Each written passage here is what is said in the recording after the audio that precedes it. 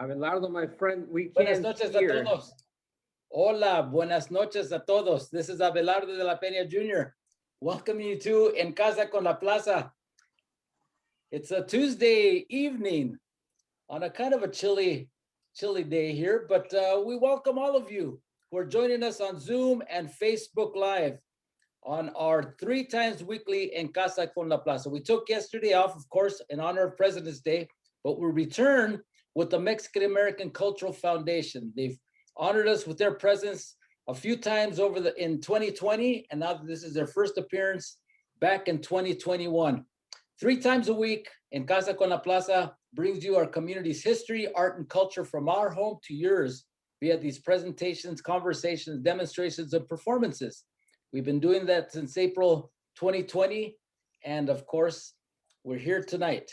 Our sponsors, thank you so much to PepsiCo and Kaiser Permanente. If you're joining us on Zoom, use the comment feature or the chat feature, excuse me, to let us know where you're viewing from. We get people from all over Southern California, of course, but sometimes they tune in from other states, other cities, even internationally. Let us know where you're viewing from. Use the Q&A to ask questions. We'll be monitoring them. We'll ask them during the conversation or we'll ask them later. If you are on Facebook, please join in as well. Let us know where you're viewing from. Use the comments section to ask your questions, make your comments, do shout outs, and also start a watch party. I'll be doing this pretty soon myself. But to get this started, let me introduce to you the executive director of the Mexican American Cultural Educational Foundation. If you're not aware of what the Mexican American Cultural Educational Foundation is all about, I'll go ahead and tell you right now as soon as I scroll down.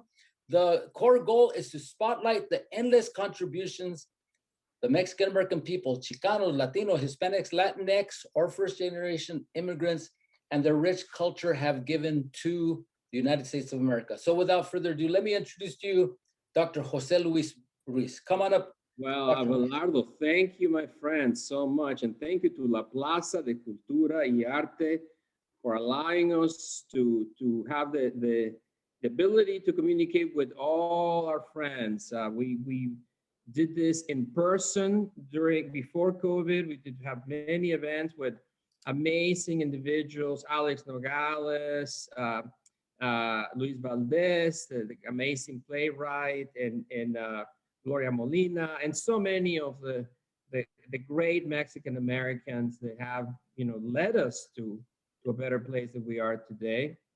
And we thank you for the opportunity to do it online now.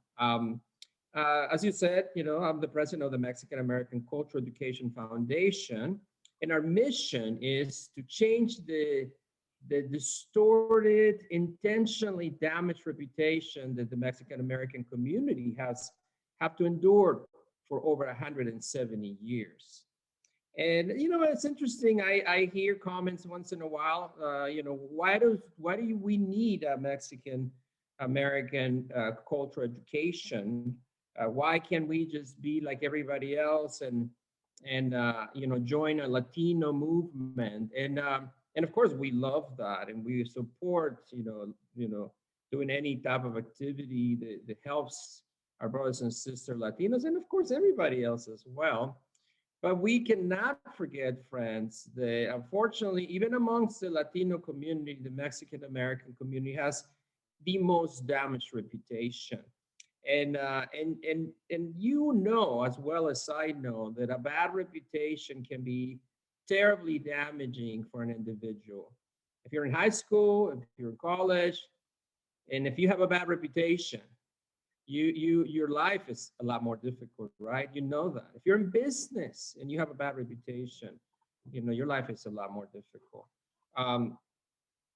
Unfortunately, media continues this long history of offensive reputation against Mexicans. Just recently, and you can confirm this, you can go to Amazon Prime and look at this movie called Knives Out. And very popular movie, one of the top movies currently. And if you listen to the movie, on the minute 46.40 seconds of the movie, you will see a scene where the main characters are saying, you know, all Mexicans are coming in by millions and changing the American style of community, and then they're invading, and then another character confirms, but then he calls the one Latino main character, and he says, "Oh, come here, Dolores," and he asks her, like, look at Dolores, she's from Uruguay, and she did it the right way, you know, just reminding us, confirming how even amongst Latinos, we Mexican Americans have a reputation that we need to change, and that's why the Mexican American Cultural Foundation is like this. I can show you examples on the media, movies, example after example of the same thing. Please visit our Instagram account, Mexican American CEF, Cultural Education Foundation, and you will see endless examples of the same thing that you see on media, TV, where our reputation needs to be changed, and that's what we're working on. And the thing is, the really, our reputation is so falsely damaged. And today we have an amazing, amazing opportunity to realize that that's the case. You know, we are going to have two individuals that represent the greatness of the Mexican American community. One of them, our friend Luis Fernandez, who is a historian, a highly acclaimed historian. He will tell us, you know, he will remind us of how the Mexican culture has influenced America deeply in deep positive ways. This time he's going to talk about the cowboy culture and how is that influence has it gone all the way to Hawaii. People don't know this, but we Mexicans influence Hawaii's history and culture quite dramatically. And then, of course, our Mexican American history maker, Mr. Gilbert Vasquez. You know, he's done amazing things for our community. And of course, we'll have an interview with him. And many of you will learn many things, you know, on how to be successful as a Latino, as a Mexican American, how he has influenced the lives of thousands of people in amazing ways. And you will see this, you know. So anyway, without any more introduction, let me invite our friend, our amazing historian, Luis Fernandez, who holds a bachelor in English literature and Chicano studies and a master's degree in history from California State University, Fullerton.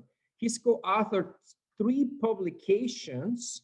In addition, he has served as consultant for newspapers, symposium, museum exhibits, short documentaries in Spanish, television, and news media. He's currently an adjunct faculty at the Department of History at Santa Ana College and the executive director at the Dominguez Rancho Adobe Museum, which is a beautiful museum I had the fortune of visiting.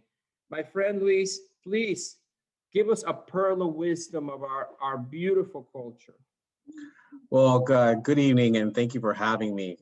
If I can just share the PowerPoint that I'm going to share. There we go. So I'm going to start talking about the rancho culture, first of all. And like I said, good evening. I'm going to start talking about the rancho culture that developed in the Southwest, and then, you know, how we came about and how, and, you know, and transferred to where we talked about Hawaii. So 1 minute. So if you go back to the 1700s, you begin to see large land grants of ranchos being given to individual people. You begin to see Spanish predominantly, which come from the Portola expedition. These soldiers were granted large tracts of land. One of the largest in Southern California was 144,000 acres. Initially had asked for 300,000 acres, but it only got half of what they requested. So these ranchos became Spanish and Mexican ranchos, right? One of the examples that I would give you is the Rancho San Pedro when Juan Jose Dominguez in 1784. He's a soldier from the Portola expedition. He, as a reward for his service, he asked for 75,000 acres, and it's called Rancho San Pedro. That is the whole South Bay today, for those of you who know the area Carson, Wilmington, and parts of Long Beach as well as Torrance. Rancho Miguel was granted to, Juan Avila, Rancho San Joaquin to Jose Sepulveda, and Rancho La Cienega to Tomas Sanchez, Rancho La Boyona to Agustin Machado, and Rancho Camulos to Ignacio del Valle. And you'll recognize some of these names as streets now, or avenues throughout Southern California, predominantly the LA area. And so what defined their wealth? And large owners of these tracts like Juan Jose Dominguez and Mr. Valle, among others like Avila family, defined their wealth by large land holdings, right? And the other was cattle. You define yourself by how much cattle you actually have on your rancho. Just to give you, if I can backtrack, 1 acre, it's kind of the size of a football field. So think about getting large tracts of land, right? 144,000 acres. That's 144,000 football fields altogether, if you can visualize that, right? And so livestock defined also the wealth of these large rancheros.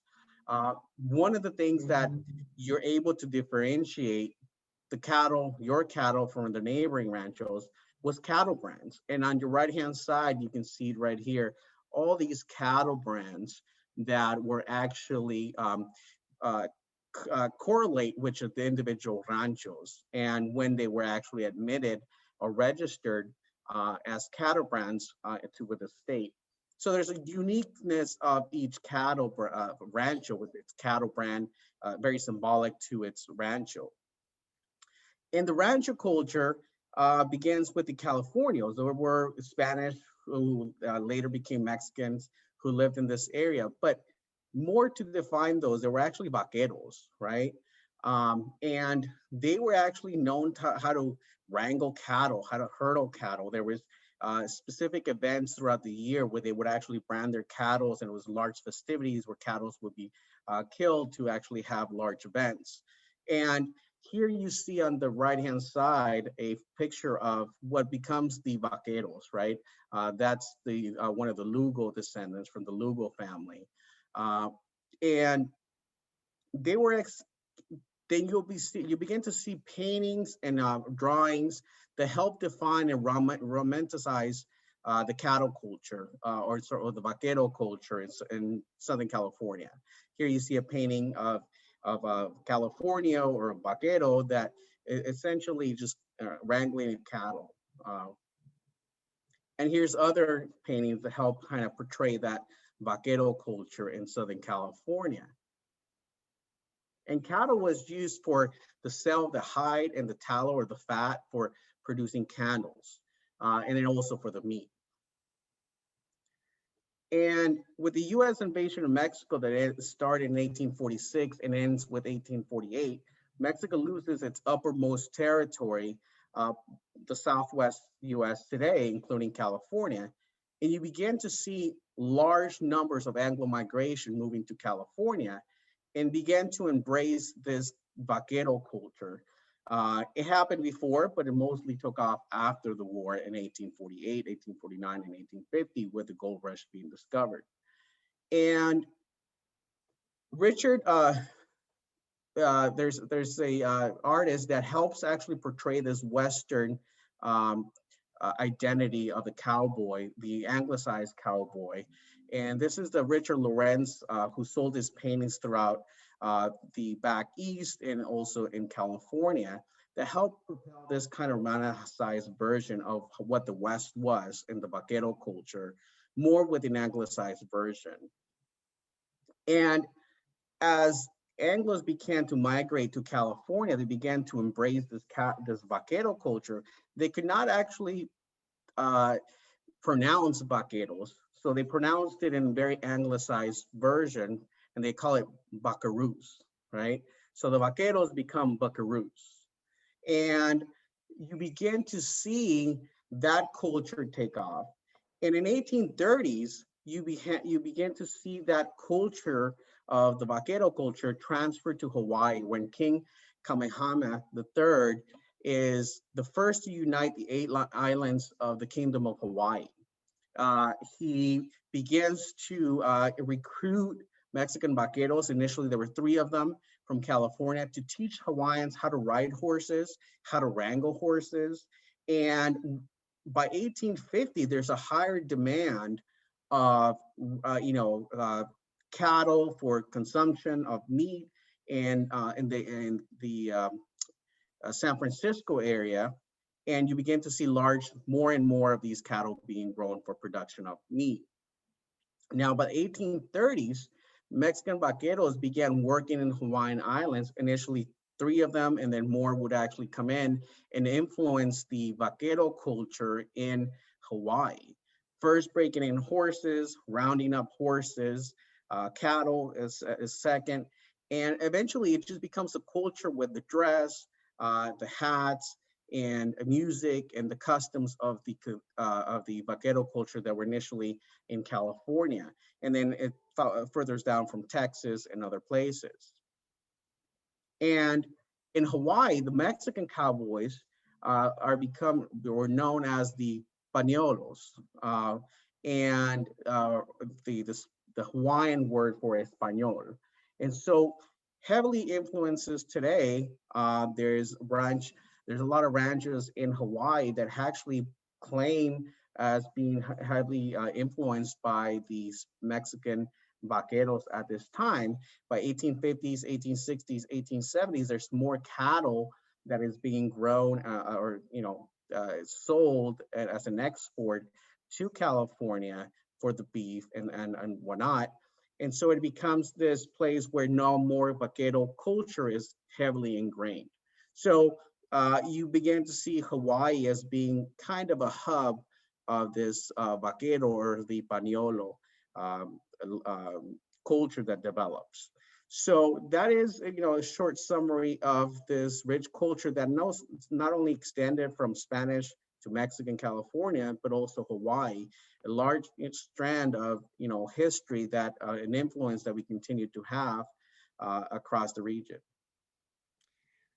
Wow, what an amazing historical experience. Yes, I mean, people don't realize how the Mexican culture has influenced America. In fact, we're the original cowboys, and it influenced even Hawaii. So our very powerful culture, very long history of culture has continued to have a great influence in this country. Thank you, historian Luis Fernandez, for such great information. I think that makes us very, very proud, and it should make us very proud to know, who we really are, and not what the silly movies, say that we are. Of course, my friend Abelardo, at some point during this event, we're happy to take some questions. I'm sure Mr. Fernandez, our historian, will be happy to answer questions if anybody has those questions. Sure, I'm here now. First of all, if I could ask him to stop the share screen so we could get back to our. Oh, Mr. Fernandez, there you go. Thank you so much, Luis. All right. Yeah, people just want to see our faces, and here we are. No, we just want to welcome so many people that are tuning in. We have Veronica Jimenez Fernandez from Anaheim, California, enjoying tonight's program. Ana Santana, viewing from Lucerne, California. Omar Pichardo from Maywood. We have Jerry Velasco, a good friend of ours, joining in as well. He's here. And Victor Sanchez from Boyle Heights. So a question I have, Luis, this influence of the Mexicanos in the great island of Hawaii, the islands of Hawaii, does this continue? Is there a community in any of the islands that congregate together? And if so, what's their status there on the island? It continues to today. As a matter of fact, they claim it to have the oldest rancho or in the west, that earliest rancho as opposed to California or Texas. So the culture is very, very prominent there today. You continue to have that kind of culture existing. You have cowboys actually riding throughout the Big Island predominantly. So yeah, it continues to today. It's heavily embraced by Hawaiians as part of their heritage. Thank you. Thank you very much. May I just add to that the unfortunate situation, because I've been there many times and I've taken even the cowboy tours, and unfortunately they rarely give the credit to the Mexicans, just like the Anglo cowboys do not give the credit to the Mexican culture. It is the same in Hawaii. Often they say the Portuguese cowboys, da, da, da, da. So and that's one of the jobs of the Mexican American Cultural Foundation, is to educate the community about this. And hopefully Mr. Fernandez will write a book about this that will turn into a movie that will allow people to realize the true history of the cowboys in Hawaii. So it sounds like a challenge there, Luis. That's right, Mr. Historian Fernandez. We'll see if you take up that mantle. Anyway, Right. would like to also welcome Lucia Moncada from Arlita, Abril Magaña from La Puente, and this is directed towards you, Dr. Ruiz. From Mayra Perez, we need to be mindful of the way we talk about our Latino brothers and sisters, which is so correct. I agree with that. We are all humanity together, for sure, and we love them all. All right, and not just Latinos, for sure. We love everyone. Yes, right? And finally on this topic, Omar Pichardo reminds us that in Compton, in our fair community, there's a group of Black cowboys, which has been written about by Walter Thompson Herrera, a great book called The Compton Cowboys. So it's something to be mindful about. So I'm going to step back again, Dr. Ruiz, and take over and introduce our next guest, please. Well, our next guest is actually our history maker of the month. As I mentioned before, we have had some very, very powerful, influential Mexican Americans as in our past events, Gloria Molina, Jerry Velasco, Luis Valdez, and today we have somebody very, very special. Mr. Gilbert R. Vasquez has served as managing partner of Vasquez and Company since its founding in 1981 and is recognized as a prominent certified public accountant firm, community leaders, and entrepreneur. Gil guided the Vasquez Company growth from one-person consultancy into the largest Latino-owned CPA firm in California. Gil was founder and president of the Association of Latino Professionals in Finance and Accounting, ALFA, the most successful professional Latino association in the United States. In recognition of his extensive community services, Gil received the Mexican American Legal Defense and Educational Funds Achievement Award, Coca-Cola Company's Golden Hammer Award, the YMCA's Metropolitan Los Angeles Golden Book and Distinguished Service Award. I personally have had the amazing pleasure of knowing Mr. Vasquez. The first time I met him, he was receiving an award, but we're going to talk about that in a little bit. Sometimes you might wonder, well, how is it a CPA has done so much from our community? And you will find out how that is the case in a powerful way. So this is a friendly interview chat, because what we want to know is how is the Gilbert Vasquez became, Gilbert Vasquez, because that way our young people, our community, our Latino community can emulate such success. And I want to start, well, first of all, Mr. Vasquez, may I call you Gil? And please turn your microphone on. May I call you Gilbert? Oh, Gil is fine. All my friends call me Gil. Thank you, Gil. I appreciate it very much. So let me start by asking you a little bit about your early life. I guess we all want to know where's your family from? Where were you born? Were you a little bit about early life? Absolutely. Well, first of all, I was born in what I call the wealthy community of East Los Angeles. And I say this because I was born to two wonderful parents, a wonderful mother who was the happiest person in the world. You can see her smiling there, always happy, very lighthearted. Everything was immaculate in the house. She was very clean. She was very neat. She was just a wonderful person.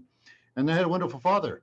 When I was born, he quit smoking and drinking, so there's never any alcohol or tobacco in the house. He worked on the same job for 31 years. He was never absent. He was late one time. He never told me why. My father always got to wherever he had to go 1 hour early so he wouldn't be late. My father's from Chihuahua, and my mother's from Sonora, but she was born in San Diego. And I was born in what I call, as I said before, the wealthy community of East Los Angeles, because I was very happy. I was very proud of my parents. Whenever I go and make my speeches like I am today, I talk about that because to whatever successes I may have, or whatever accomplishments I may have attained, I owe them all to my wonderful parents. So that's just a little bit of background on them. And of course, I have a brother and a sister. My sister, after I graduated from college, she decided to go to college. She wound up going to USC Law School. I'd be one of the first Latinas to go to graduate from USC Law School. In her second year, she got pregnant, but because she's a peleonera, like I am, the dean told her that she'd have to quit law school. She had been married 10 years, didn't realize she could get pregnant. She battled with the dean. He allowed her to skip 1 year. She came back, graduated from law school. My brother, I have one brother. He worked for General Motors. General Motors had 250,000 employees, 3,600 electricians. He was rated #1 electrician in the country. And in 1994, when General Motors had these 250,000 employees, he was Employee of the Year for saving them $1 million a month. Over 10 years, that's about $150 million when you take in the compounded interest. So I have a brother and a sister, and then I have 4 children. My first wife, I have 2 children. My son is a CPA and attorney and was a partner at a firm for a number of years. My daughter is a teacher at LAUSD. And then with Betsy, my second wife, I wound up adopting her daughter, and then we adopted another daughter. And so one was a businesswoman, now a full-time housewife, and the other works for the IRS, and she's an attorney as well. So I'm very proud of all of them. Wow. Well, there's just a family that loves education. Now, tell me something. Were your parents, were your parents university educated? How is they injected this passion for education that is evident even through the generations of the Vasquez?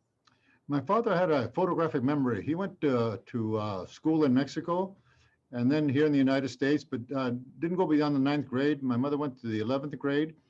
But my father was a prolific reader. He could spell any word. He was extremely intelligent. My mother was very friendly. My mother was different. She was very gregarious. She was all over the place. She was kind of shrewd. She could negotiate. And so somehow this combination of people produced my siblings and myself. So they just set a good example for me because they were very honest, very hardworking, very thrifty. My father was able to, with my mother, able to own their own house with no debt. Everything was cash and carry. So they taught me very early on to be thrifty and to be a little bit entrepreneurial, because I was always making money when I was a kid. That's very good. That's very impressive. And with all of that emphasis on education, Gil, where did you go to school? Tell us a little bit about your was it easy for you to go to school? Who paid for it? Tell us a little bit about that journey through school. Well, I went to, of course, I went to grade school. I went going to Roosevelt High School. I loved going to school. I had perfect attendance in junior high school, and in high school I had pneumonia, so I was in the hospital for 2 weeks. But I loved going to school. I wasn't a very good student, and I was an honor student in junior high school. But in high school, I discovered 2 things: sports and girls. And they seemed to occupy my attention more than studying. But once I graduated from high school, I realized I made a mistake. So I enrolled myself in East LA College. And then I went on to Cal State LA, graduated from Cal State LA. And what I found to my surprise when I graduated in Cal State LA is that I could not get a job in public accounting. I wanted to be a CPA. What I didn't know, and what no one told me until I was about to graduate from high school, is at that time, if you were Latino, if you were any kind of ethnic minority, Asian, Black, if you were Jew, you were a woman, the answer was no. So what I did is I interviewed 13 firms. Sometimes there were people who were kind of rude to you or to me. But I finally got a job, and I was very fortunate. I got to work for a very large Jewish firm, and that's how I learned my profession. And then early on, I decided I would go into business for myself. So I started up in my first firm in 1970. Tell me a little bit. So that's a very important story that you're telling us. You know, that our young people sometimes forget. Not that long time ago, if you were a minority, and you know, when you look at history, Mexican Americans had it a little bit harder than anybody else, or than most people anyway. It was very difficult, and it took, as you say, right now, it took. You mentioned you made many attempts. You interviewed a lot of places. So what I was going to ask you is, what advice would you give the young community? Because things have, while they change, but they haven't changed fully. Let's be honest. That's something that we cannot forget. It's always a little harder for some of us to get in. What advice do you give young people when they are trying to get a job and they are, you know, Latinos? Well, first of all, stay focused, get an education, set goals.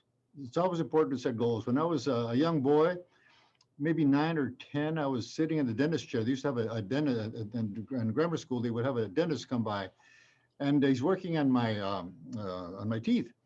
And the nurse says, "Why are you doing such a good job?" I'm sorry, the dental assistant. And he didn't answer. And I thought in that very second, I never considered myself poor. I was always, I remember, as I started earlier, I had 2 wonderful parents, but I knew I wasn't rich. In that very moment in my mind, I said, one day I'm going to be rich.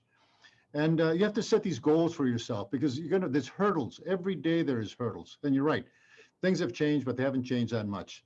I couldn't get a job. My GPA didn't matter. My personality didn't matter. My appearance didn't matter. I saw people that didn't have the qualities I have, or some of my classmates that were Latinos. The number 1 student in our class was Paul Fujita. He was Japanese. We just couldn't get jobs. You have to be persistent. You can't give up. You have to be tenacious. You have to be clever. You have to make your own way sometimes. The main thing is, do not give up. And this is why I formed Alpha, which we'll talk about in a second. You cannot. Well, in fact, my friend, that's actually where we're going right now. Because what I was going to say is, we know that you experienced this firsthand, and you know, you had the wonderful upbringing from your family and your parents, and unfortunately, not all of our youth have such, you know, such parents, and sometimes they need a little bit of help, and I know that that's sure, and I'm sure that that's why you form Alpha, and I can tell you firsthand, because I have a very good friend who told me, even before I had the chance of meeting you, Gil, she told me that Alpha was incredibly important in her formation as a highly successful recruiter. You know, a friend of mine, Dora Cerrillos, she's a force to be reckoned with as a businesswoman, and she attributes Alpha as her support. So you made, your organization made an amazing difference on her.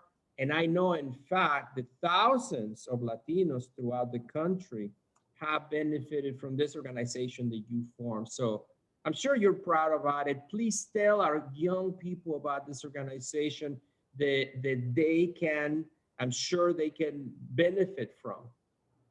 Well, thank you, Jose Luis.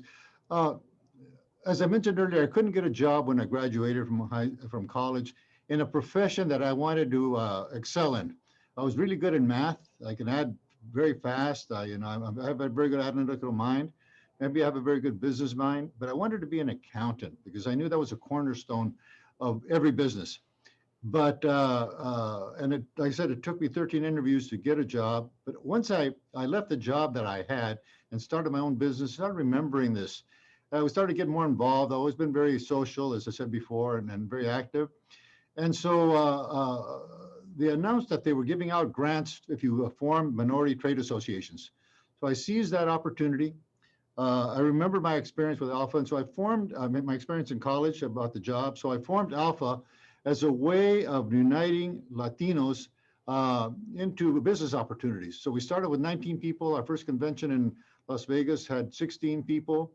Our most recent convention, the one we had face-to-face, not virtual, we had about 4,500 people. We have 80,000 members in Alpha now with more than 200 chapters. And the idea now is to help promote upward mobility, employment, and to create a place where people can network together that are looking to advance themselves. And so I feel very proud of what I've done with Alpha, but more important, I feel good about what Alpha has done for the Latino community, because we all have dreams. As I mentioned before, you have to have goals, and part of what makes you successful is following through on those dreams. And so I'm glad that Alpha turned out to be the way it was, because you can never predict how things are going to go.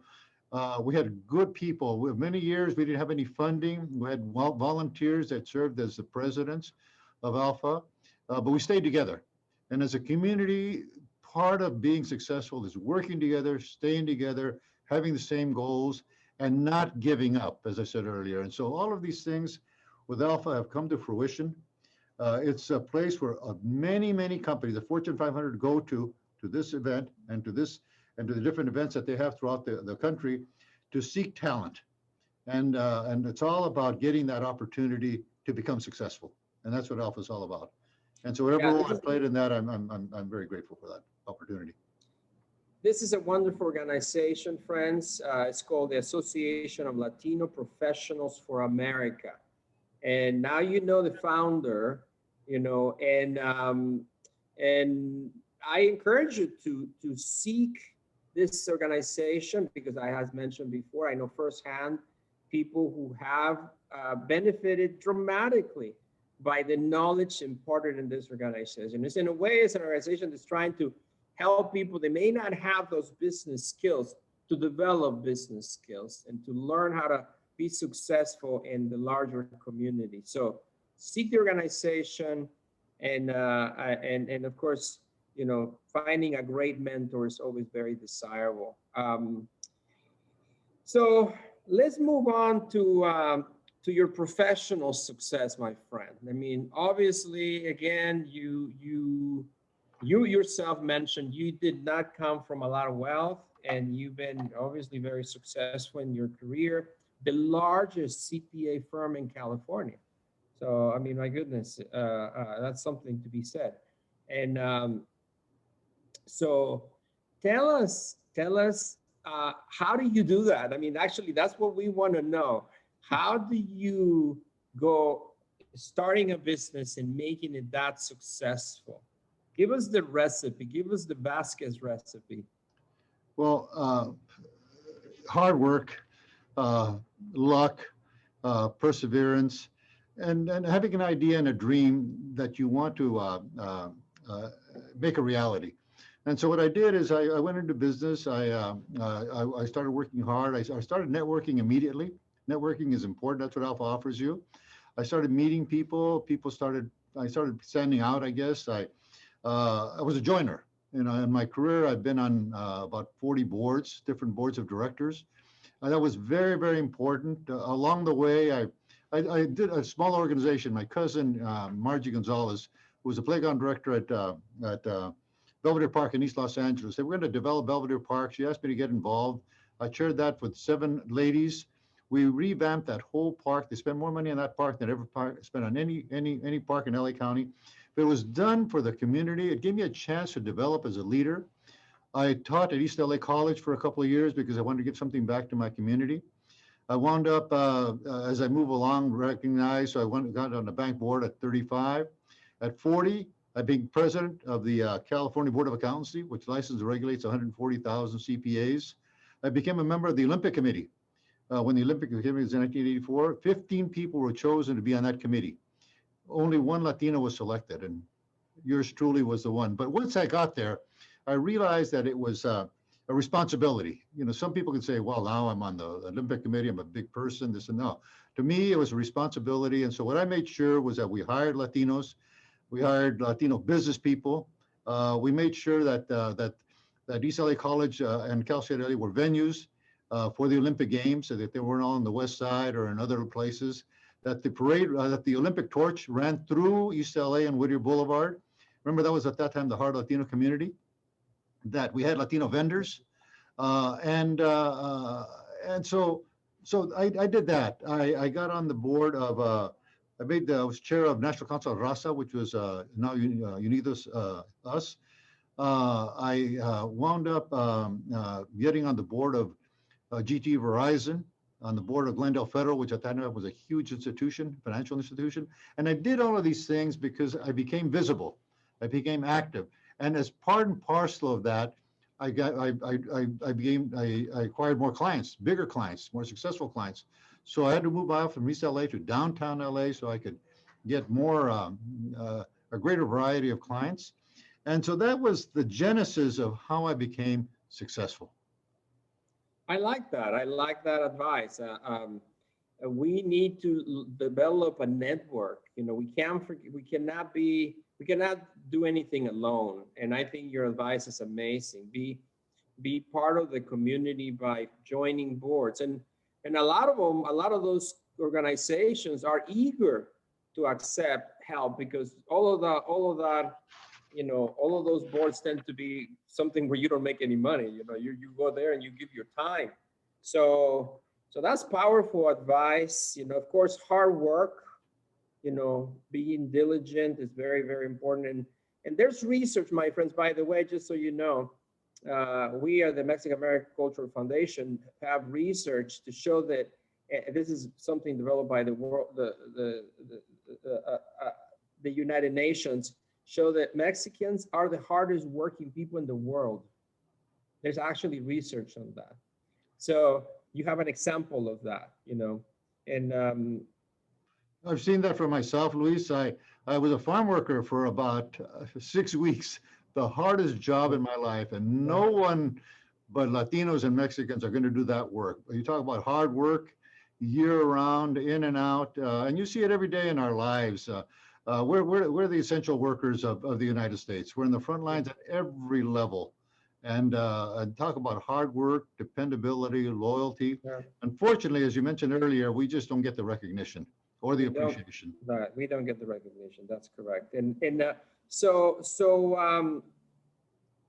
then I had the fortune of meeting. I mean, the first time that I actually met Mr. Vasquez was at the Mexican American Opportunity Foundation, which he received an award for his contribution to the community. So he's received lots of awards, which is quite, you know, something that I'm sure he's very proud of and very, very well deserved. My friend, what advice do you give then to the young people, to our, not only young, or any, you know, people in our community in regards to service? Because service means doing lots and lots of things that do not make you one red penny, you know, helping the community. And you have been an excellent example of somebody that keeps doing things over and over and over to help the community without getting any type of financial benefit. Why would you advise our community to become more involved in servicing others and becoming members organizations like the Mexican American Cultural Education Foundation? Tell us a little bit, why do you feel that it's so important? Well, first of all, you get to meet people that have your similar interests. Secondly, you grow as a person. Finally, you live in this community. You want to contribute. You want to make it better for yourself, for the people around you, for the people that are going to succeed you. and you're growing all the time. You're learning as you're doing all these things. So it's an education that's not a formal education, but it's an education that teaches you about life. And also you get to appreciate what it is that you have. A lot of times you take, first of all, life is beautiful. I always say life is beautiful. I think you got to be happy every day. You have to have a positive outlook. And when you're working with people, you get a chance to do all of these things. So I think that as you go through life, part of your social responsibility, part of being a good person, a part of earning the respect of others is doing this type of service, because people start to look up to you. They start to appreciate you. They start to recognize you. So there's many benefits that you get as you're doing the things that I think you should be doing to better the community and better yourself. Yeah, well said. Very well said. So Gil, in 2015, you were recognized by your alma mater, Cal State Los Angeles, as one of the 40 distinguished alumni. And that speaks about your life achievements. When you think about all the things that you have achieved in your life, and the people recognize you for those things, of course that has to mean a great deal to you. What are the projects that you are excited about? What are the things that you're working on currently that make you excited? Well, currently, I just finished my tenure as the chair of the Los Angeles Latino Chamber of Commerce. I'm the chairman emeritus now. And a law was passed. It was AB 962. It has to do with supplier diversity for hospitals. It's a wonderful law. It passed by accident. But for Latinos to succeed financially at every level, you have to have procurement opportunities. And if you have procurement opportunities, you can build wonderful companies, large companies, successful companies that employ many people, including many Latino people. But we have been stymied.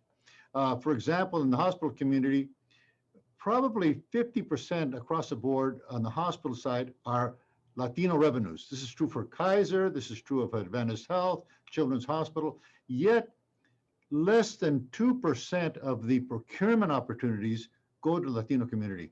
And for that matter, the ethnic community is probably like 5-6%. And we're giving them 2/3 of their revenues. So I've been very passionate about that. I've been working with our new president, a new chairman, Daryl Sauceda, at the chamber to try and move the needle. And we've had some success. Adventist Health has been very forthcoming and trying to work with us, but it's going to be an uphill battle. But it's an exciting one. It's an exciting one because I see the potential that it will give, that it can provide for Latino business and for the people that they support. If we can crack that hospital procurement opportunity, maybe we can crack the nonprofit, the for-profit, the government, where although we have some opportunities there, maybe a little bit more, we don't have the fair share of opportunities. So people wonder, why is a Latino business bigger and more successful? It's because there's concrete barriers to that success. And so that's an area that I've really been spending a lot of my time lately, and I'm very excited about it. And I believe ultimately we will be very successful. The other area that I haven't mentioned is, Luis Fernandez kind of touched on it, but it's a treaty of Guadalupe, Hidalgo. First of all, the vaqueros taught all the cowboys all the tricks, how to herd, how to watch the lead bull, manage the other cows, how to farm. The West was already settled when the European Americans came west. But somehow people forget that we were here long before the European American arrived here, and yet we're strangers in our own land. So we need to have people like Mr. Fernandez and other historians talk about this and promote this, because we're not going away. In fact, as I always say, if you don't like it here, you ought to leave. We were here from day one. You saw it in that map that was produced that showed all the ranchos here in California. And so you're looking at somebody that wants to step forward, but knowing that we have to step forward together. So that's what you asked me, what gets me excited. These are the things that get me excited. Oh, we know you have a lot a lot more to give to our community, and we're thankful for that, and we're excited for that. So as I told you, friends, you know, it was going to be a fun one. Would you like to give any final advice to our community, to our friends, to our young friends? To our young friends, stay focused in your goals, as I said earlier. Stay out of trouble. First of all, it's easy to get into trouble. You get into trouble by accident. So you have to really, you know, it's like anything else. You have to walk on a narrow field. Again, education is the key to success. Now, you don't have to get a college degree, but get an education that gives you the leg up on the next person. Everybody's competing for the good jobs. Everybody's competing to be successful. Everybody's competing for recognition. And so do the right thing every day. Try to be positive, and if you do the right thing every day, you're going to be happy every day. And if you're happy every day, you're going to feel better emotionally and physically, and you'll be more successful. And success is a state of mind as well as a state of money, and so they kind of go hand in hand. So protect your health, do the right thing every day, get involved, as I said earlier, and one day good things will happen, like they've happened to me. So I'm just delighted and very grateful for the opportunity, Jose Luis, that you provided me. All my friends call me Gil, so in the future you can always call me Gil, because I was born, like, you know, like I said, right in our own community where we were all born, and I enjoy being around people. I enjoy working every day. I'm a hard worker, and being a hard worker is important, by the way. The harder you work, the more recognition you're going to get, and the sooner you get promoted. So people recognize good, hardworking people. So that's my advice. That's also a whole lot of great advice, and we thank you for that. And we would like to also thank La Plaza for the opportunity to share the stories of our Mexican American history makers, our pearls of wisdom, like we learned from our historian Luis Fernandez. We encourage you to follow us on Facebook, Instagram, Mexican American Culture Education Foundation. Again, our mission is to change the distorted narrative, because as you heard today, Mexican Americans have contributed to this country every single day in amazing ways. And we have been for over 200 years in this country. So as Gil said, we're not new. We're not new arrivals here. We were here before, anybody, the Americans were here. So, of course, I'm a proud Mexican American. I don't think there's a better country than the United States, and I'm thankful for being here. I know there might be questions from our friends. So, Mr. Abelardo, would you have any questions? Certainly, we certainly do. And thank you so much, Gil, for joining us today. And here we have from Frank Sacramento. He's asking, how are you able to find the balance or the medium between being active in the community, your professional, and your family? Great question. That's probably one of the toughest high wire acts that you can do. First of all, I have wonderful partners. Our firm is very successful. You mentioned we're the largest firm in California. We're the largest Latino-owned CPA firm in California. I wish we were the largest, but that's pretty large. I have wonderful partners. I try to spend some quality time with my family. I try to I own a fair amount of commercial property. I sit on several boards, so I try to make sure that I always leave enough time on the weekends, especially for my family. So, but you never have enough time. I wish I could tell you that it's perfect, but it's not. But you're always trying your best. Thank you so much for that. We have from Omar Pichardo. He's asking a couple. First of all, regarding financial literacy and its lack in our community. Are you planning to write a book? I'm sorry, that's a question for me? Yes, it is, Gil. Okay. I keep thinking I want to write a book because of all my experiences that I've encountered and I've enjoyed. So what I have to do is, I guess, set a little time aside and do that. I would like to share my experiences because if anybody can learn from what I've done and be successful, I would want to share that. And so I've had a lot of wonderful experiences. I've had a lot of wonderful successes. I've had a few disappointments in life, like everybody does. But if I take a look at life in its fullest element, it's been a wonderful life. I've had a lot of successes, and if I can share them with other people through a book, then I must do so, and I will do so. All right. We have the same person. Do you have any financial tips? Yes. We're all shrewd in our own ways, but somebody gave me this bit of advice. I never forgot it. Leave the last nickel on the table. That means that no matter how smart you are, no matter how clever you are, if you make the deal so that it's a little bit fair, you can do another deal with that same person. If you outwit this person so badly, he'll never do business with you again. So kind of fair. I've had this philosophy. I've never known what fair is, but I do know what unfair is. And so my world, I deal with kind of fair. So as long as I can be kind of fair, as long as I can do a pretty good deal, as long as it seems right and feels right, then I think I'll live to see another day, meaning I live to do another deal. So I tell everybody, just kind of leave that last nickel on the table, make it good for everybody so that you can go back, so that the person that sees you walking down the street won't want to cross the street and avoid you. And that way you'll always have a friend. You'll always be able to do another deal. You'll always have another success in front of you. Oh, that's awesome advice. We have a shout out here from Victor Griego. I have learned so much from Gil Vasquez over the many years I have known him. That's quite a nice kudo there. From Angelica Urquijo. Awesome interview, Gil. Very passionate about your work. Thank you for your passion on procurement opportunities.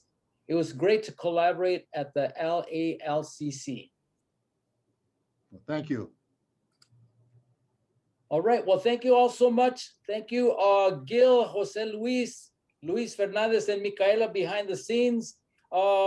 Jerry Velasco, a former, still a Mexican-American history maker, saying, Gil, you are a pioneer. Thank you. Thank you very much. All right. Any last words from Gil, from Jose Luis, from Luis before we wrap it up? Just from my end, follow us on Instagram and Facebook. And keep your ears open. We will be having an event similar to this in a couple of months, and we will let you know in advance. And we're here to change our mission is to change the paradigm. And to everybody, good luck. And thank you again for the opportunity to be part of this program. All right, you're welcome. And Luis, any last words here? Thank you for tuning in, and please follow the Mexican-American Cultural Education on the various platforms for future events. And thank you, Abelardo. You're welcome. And thank you to all. And thank you to all who joined in from various parts of town. And for Luis, he's saying, Jerry Velasco saying there's still many Mexicans migrating to Hawaii. At least temporarily. Maybe not now, but yeah, for sure. Okay, well, thank you all so much for tuning in to tonight's En Casa con la Plaza, our monthly or bi-monthly with the Mexican-American Cultural Educational Foundation. Coming up this Wednesday, we have kind of a heavy topic here, redlining, housing inequality in LA with Lawrence Ross, an author, a lecturer, and writer who will be presenting a historical overview of redlining and its impact on Black, Latinos, and Asian Americans in South LA.